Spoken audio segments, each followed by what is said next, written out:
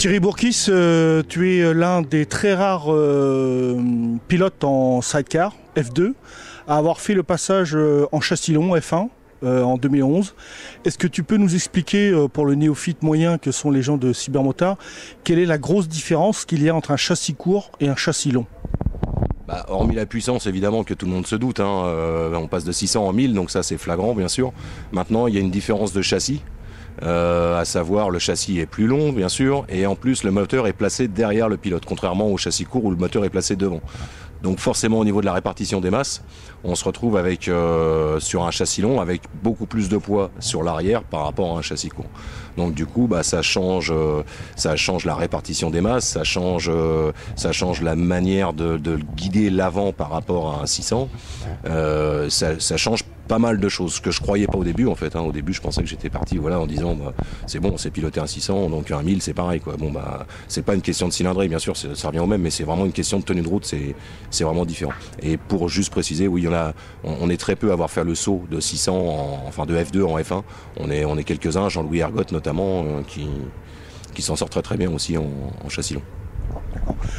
Tu nous expliquais un petit peu plus tôt que le pilotage du F1 demandait beaucoup plus de finesse que le châssis en F2. Est-ce que tu peux nous expliquer ça un petit peu mieux ? Bien sûr, en fait, comme tout le poids est à l'arrière avec un châssis long, on est obligé d'être beaucoup plus coulé, d'être beaucoup plus propre en fait, parce que sinon on perd très vite l'avant, étant donné qu'il y a moins de poids, c'est ce que j'expliquais tout à l'heure. Donc on est obligé d'être vraiment très propre.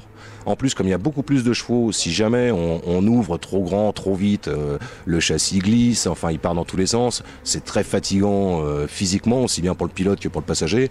Et en plus, le chrono, il tombe pas, quoi. Voilà, on est en travers partout, c'est très joli pour les spectateurs, mais au niveau efficacité, c'est nul, quoi. Voilà. Combien de temps tu te donnes pour t'adapter de changement de catégorie ?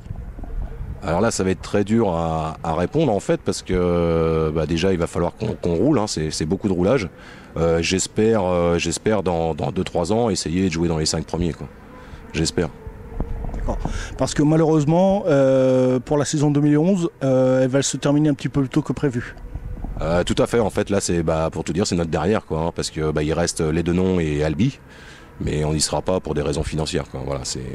Voilà, les budgets c'est de plus en plus dur, ça coûte de plus en plus cher de rouler. Alors les engagements qu'augmentent bien sûr, mais c'est pas ça qui met une saison en l'air. Mais en fait c'est surtout les déplacements, quoi. Les déplacements, ça devient une horreur de se déplacer dans le sud quand on habite dans le nord de la France, quoi. Voilà, ça coûte une petite fortune, quoi. Voilà. Donc du coup fin de saison. Très bien, merci Thierry.